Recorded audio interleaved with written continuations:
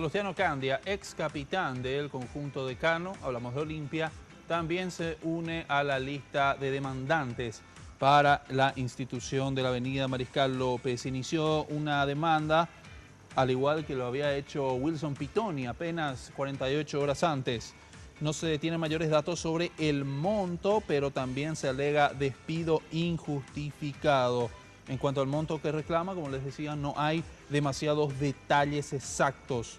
Actualmente defiende ya los colores del club Libertad. Sin embargo, José Montero, asesor jurídico de Olimpia, ya salió al paso a dar una primera respuesta.